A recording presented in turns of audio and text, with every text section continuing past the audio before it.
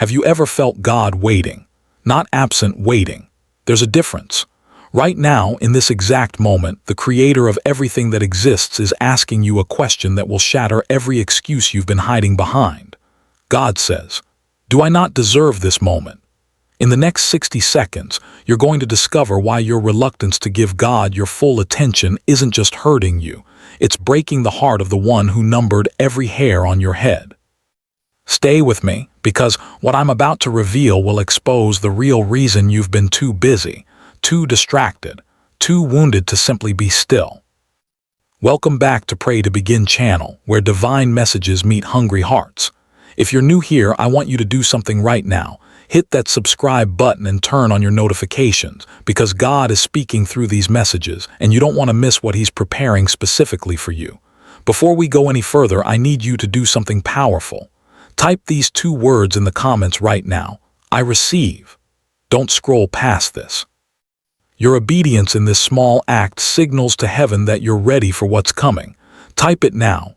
I receive. Let me ask you something uncomfortable. When was the last time you gave God your undivided attention? Not a quick prayer while driving. Not a distracted thank you before rushing into your day. I'm talking about sitting in His presence with nothing between you and Him. No phone, no agenda, no performance. If you're honest, it's been a while, hasn't it? And here's what's devastating. God isn't angry about it. He's heartbroken. Because while you've been giving your time to everything and everyone else, the one who gave you time itself has been waiting for you to simply show up. God is asking you today, do I not deserve this moment? This isn't accusatory, it's personal, it's intimate. It's the voice of a father who misses his child. You see, God doesn't need your time, He owns all of it. He doesn't need your attention, the angels worship Him continuously. He doesn't need your presence, He's already everywhere. But He wants it, He desires it, He longs for it. And the fact that the God of the universe is asking if He deserves a moment with you should absolutely wreck every priority you've constructed in your life. Look at what Jesus said in Matthew 6:33. But seek first the kingdom of God and His righteousness, and all these things will be added to you.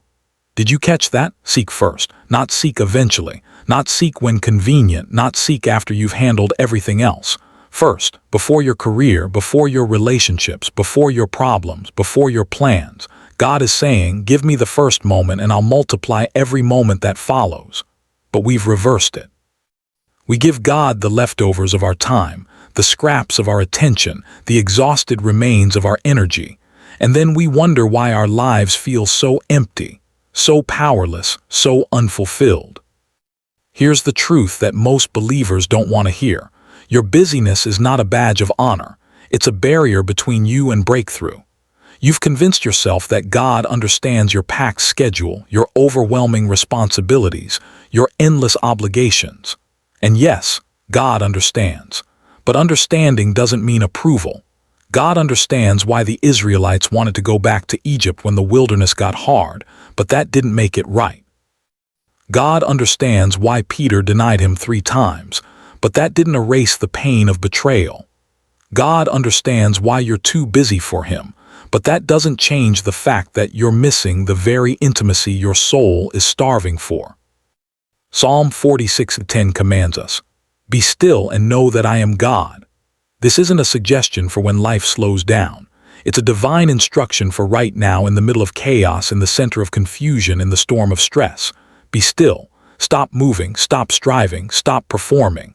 And in that stillness, you'll finally really know that He is God, not through a sermon, not through a worship song, not through someone else's testimony.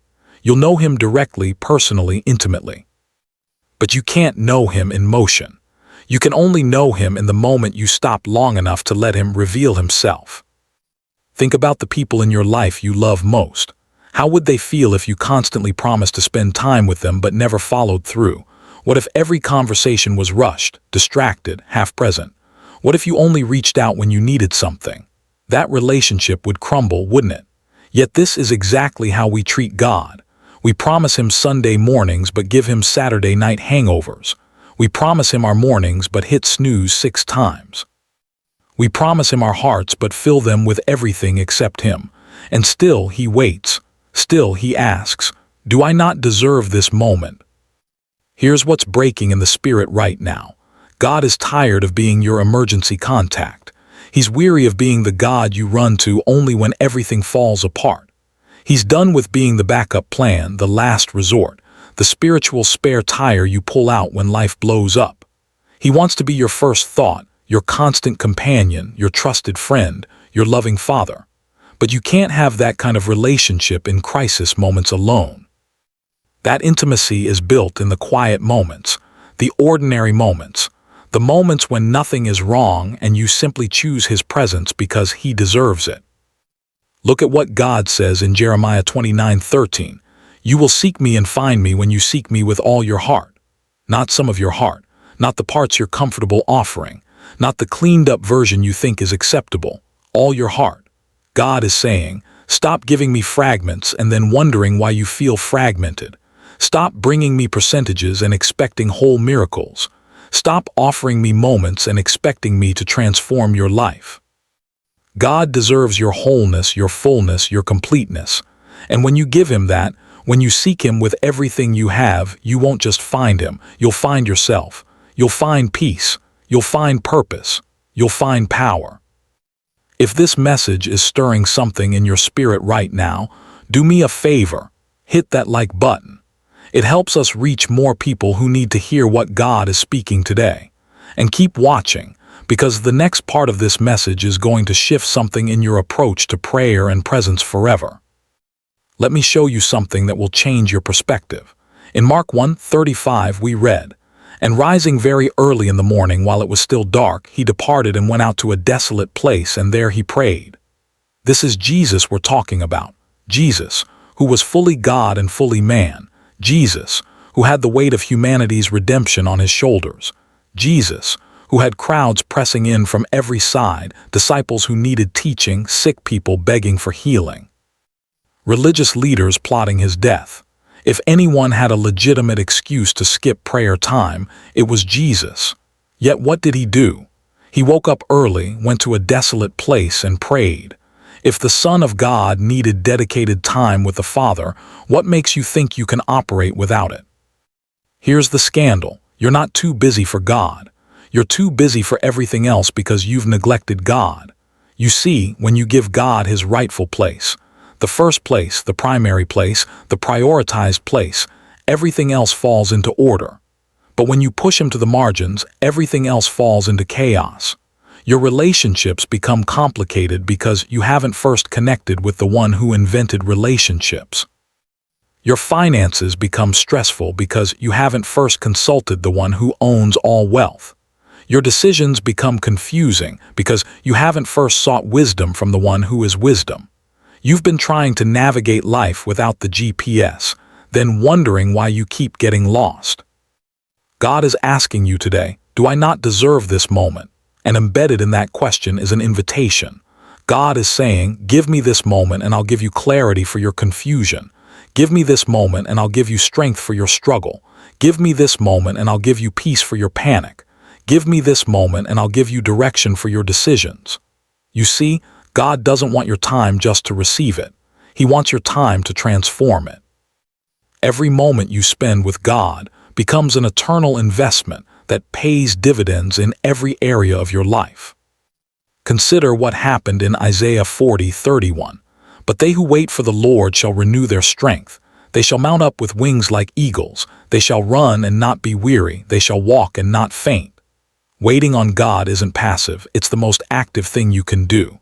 When you wait on God, when you give him your focused attention, when you create space for his presence, something supernatural happens. You're renewed. Not through your own effort, but through divine exchange. You bring your weakness, he gives you strength. You bring your exhaustion, he gives you energy. You bring your confusion, he gives you clarity. But this exchange only happens in the waiting and the moment in the presence. Here's what God wants you to understand. Every moment you give him isn't subtracted from your life. It's multiplied into your life. Think about the feeding of the 5,000.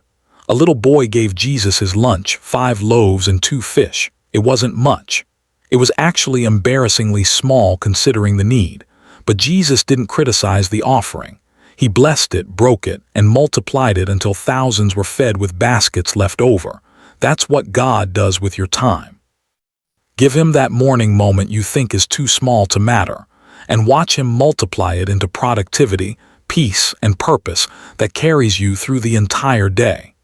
Give him that evening moment when you're exhausted, and watch him restore your soul in ways that 8 hours of sleep never could. Romans 12:1 urges us, present your bodies as a living sacrifice, holy and acceptable to God, which is your spiritual worship. Your body includes your time, your attention, your presence. God is saying, don't just sing about worship, live it. Don't just talk about surrender, demonstrate it. Don't just claim to love me, prove it with your priorities. Real worship isn't what happens during a song on Sunday. Real worship is what happens in the secret place on Monday morning when no one is watching, no one is applauding, no one even knows you're there except God. That's when worship becomes authentic, intimate, and transformational. I want you to imagine something with me. Imagine if God treated you the way you treat him. What if God only showed up when it was convenient for him? What if God only answered prayers that fit his schedule? What if God only provided for you when he wasn't too busy? What if God only protected you when he remembered to? Your life would fall apart in seconds. Yet this is exactly how we treat God, and somehow we expect him to still show up powerfully in our lives. The audacity of our negligence is staggering, but here's the beauty of God's character. Despite our unfaithfulness, he remains faithful. 2 Timothy 2:13 reminds us, if we are faithless, he remains faithful, for he cannot deny himself. God's faithfulness isn't conditional on yours, but your experience of his faithfulness absolutely is. Let me get specific with you right now. What is actually keeping you from giving God the moment he deserves? Is it your phone? Then your phone has become an idol. Is it your work? Then your career has become your God. Is it your entertainment? Then pleasure has replaced purpose. Is it your relationships? Then people have taken God's place. Whatever is preventing you from prioritizing time with God is the thing that has positioned itself above God in your life. And God is asking you today, does that thing deserve this moment more than I do? Has that thing created you, saved you, sustained you, loved you unconditionally? Then why does it get your time while I wait? Proverbs 8:17 declares, I love those who love me, and those who seek me diligently find me. Notice the word diligently, not casually, not occasionally, not when convenient, diligently. That means with purpose, with persistence, with priority. God is looking for people who will seek him the way they seek their next paycheck, with focus and determination. He's looking for people who will pursue his presence the way they pursue their goals, with passion and planning. He's looking for people who will desire his voice the way they desire validation from others, with hunger and intentionality. Here's the promise that should ignite hope in your heart. When you finally give God the moment he deserves, you'll discover he's been preparing moments for you that you don't deserve. While you've been withholding your time, God has been withholding blessings, not as punishment, but because he needs you present to receive them. You can't catch what God is throwing if your hands are full of everything else. You can't hear what God is saying if you're constantly listening to everything else. You can't see where God is leading if you're constantly looking at everything else. The moment you clear space for God, God fills that space with more than you could ask, think, or imagine. In John 15:5, Jesus says, I am the vine, you are the branches. Whoever abides in me and I in him, he it is that bears much fruit, for apart from me you can do nothing. Nothing. Not some things, not hard things. Nothing. Every accomplishment you think you've achieved in your own strength is actually evidence of God's grace operating despite your independence. But imagine what God could do through a life that actually abides, that actually stays connected, that actually prioritizes the relationship over the results. Abiding isn't complicated. It's simply being with God consistently enough that his life flows through you naturally. So here's your challenge, not for tomorrow, not for next week, but for right now. After this video ends, before you scroll to the next one, before you check your messages, before you return to your routine, give God the moment he's asking for. Turn off the distractions. Silence the notifications. Sit in his presence. Don't perform, don't recite memorized prayers. Don't try to impress him with spiritual language. Just be honest. Tell him why you've been absent. Confess what's been taking his place. Ask him to forgive your misplaced priorities. And then, this is crucial, just listen. Sit in silence and listen. You'll be amazed at what God says when you finally stop talking long enough to hear him. Before we close, I want you to comment one more phrase. Type this in the comments right now, blessed and ready. When you type those words, you're declaring to heaven that you're blessed by what you've heard and ready to apply it. Don't just consume this message, activate it. Type it now, blessed and ready. Here's what I know for certain. God doesn't ask questions he doesn't already know the answer to.